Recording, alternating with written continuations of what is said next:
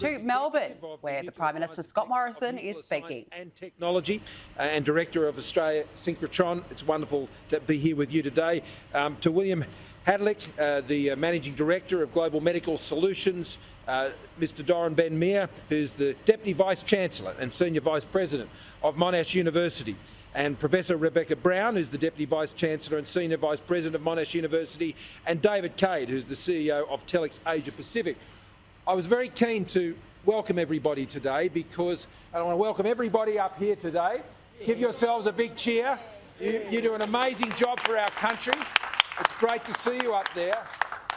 And more importantly, what we're viewing onto here, which is, we talk about major pieces of infrastructure in this country. You talk about the Snowy Hydro scheme. You talk about the major pieces of mineral resources infrastructure in the country, the big ports, the airports, the massive infrastructure that has driven Australia's wealth and opportunity over hundreds of years. But this is the infrastructure of the future that is creating the jobs. You want to have a sovereign manufacturing capability here in Australia? Then get yourself one of these. And this is the most amazing piece of infrastructure to support our scientific research and medical community, to ensure that they're developing the pharmaceuticals, the scanning technologies, the answers to the big questions that are being asked in medical science and research in particular, but much more broader than that, right here in Australia. Once upon a time, this all used to go overseas. You had to. The researchers had to go overseas. The entrepreneurs had to go overseas. They all had to do that. But back in 2016, as Treasurer, I had the great opportunity to sign off on the acquisition of this synchrotron and make it part of the national science infrastructure of this country. And what that has meant is they've been able to have a platform upon which they could build and build and build. And so we've had more partners, both in the research community and in the commercial community. And what they're doing here now is leading the world in so many specific areas, particularly having the opportunity for human beings to be able to get scanning right here in this very facility, the most advanced X-ray machine for clinical patients anywhere in the world. And that's all tremendously exciting. But as Prime Minister, this is all about jobs, because here in this Monash precinct, we are building an ecosystem right here in Gladys-Lew's electorate. We are building an ecosystem of people, of scientists, obviously, of the research infrastructure, of the education infrastructure through Monash University and many others that have the ability to participate here. And as they move between each other, they're doing one thing. They are unlocking the wealth of our nation. And they're not doing it necessarily by pulling things out of the ground. They're doing it by bringing out the innovation and the ingenuity and the research capability that is creating the discoveries that is setting up incredible commercial opportunities for jobs in this country well into the future, whether it be in pharmaceuticals or many other places. This is all about manufacturing jobs where we are today, and the research and the science and the collaboration that makes that possible. And today I'm very pleased to announce that we are investing $23 million in funding to Global Medical Solutions, Australia's Precision Medicine Enterprise Project, under the collaboration stream of the Modern Manufacturing Initiative. What that means is we're building a cyclotron, which deals with protons, not electrons. I can reliably inform you, as I've been reliably informed today. But that's what we do. If you want to have a sophisticated, strong economy that makes things, then you've got to do this. And this just didn't happen overnight. We started this back in 2016. This has been part of our economic plan. This is why Australia has had the biggest economic recovery, as was revealed in the budget last week, in 70 years. I'm not kidding. 70 years. What did that mean for the budget? It meant that the budget was able to turn around to the tune of over $100 billion in 12 months. The unemployment rate has fallen to 4% and it's still falling.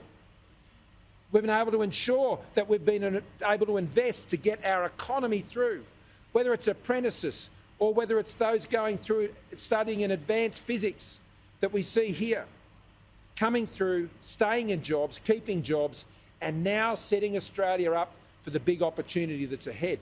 That's what this investment is all about. This is what a serious economic plan does. This is why Australia has one of the strongest, if not the strongest, advanced economies coming out of the pandemic. And we're ready to go. And we're ready to go because the plan that got us here is the plan that's going to take us into the future. Because if you don't have an economic plan, and we have not seen an economic plan from the alternative that seeks to put themselves forward, Labor Party, at the next election. Our Liberal Nationals plan is investing in the infrastructure, whether it's the roads out in the outback or the ports where they need to be built, the pipelines that need to be built, the dams that need to be built, or indeed the cyclotrons that need to be built that set up our economic opportunities for the future, because a strong economy means a stronger future. And on that note, I'll ask Greg to make some further comments. Thanks very much to the PM and to Gladys Liu. Precision medicine is the future of medicine, and that's happening right here at the synchrotron, and it will be happening right next door at the cyclotron.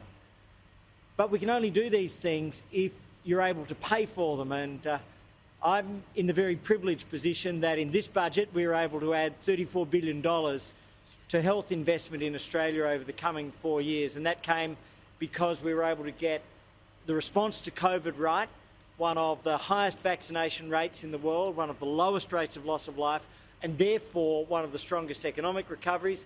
That led to the investment in health. That led to the 10-year Medical Research Future Fund plan. And all of this comes together in investments in projects such as the synchrotron and the cyclotron. Here, some of you may have heard of venetoclax. Our brilliant researchers helped do the underpinning science for venetoclax. Walter and Eliza Hall Institute then turned that into a reality.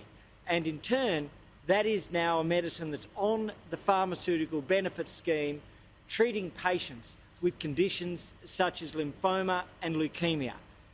The next stage of precision medicine, which is about identifying our genomics, stem cells, but is also about using nuclear medicine. And that next stage is the cyclotron.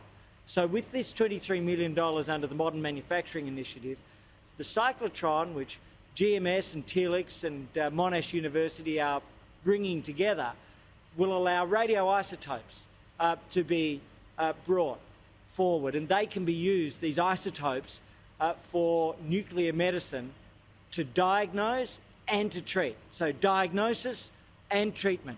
To put it very simply, it's a better, faster way to treat many different cancers and conditions such as kidney disease. We just saw one of the beamlines here at the synchrotron, and that beamline is about having the world's most powerful X-ray to help diagnose breast cancer earlier and therefore to treat it earlier and more effectively. Next door, the future is being created with the cyclotron to help provide nuclear medicine and treatment for people, for their cancers, for their kidney diseases, that will create jobs, but ultimately it's about saving lives and protecting lives. Thank you.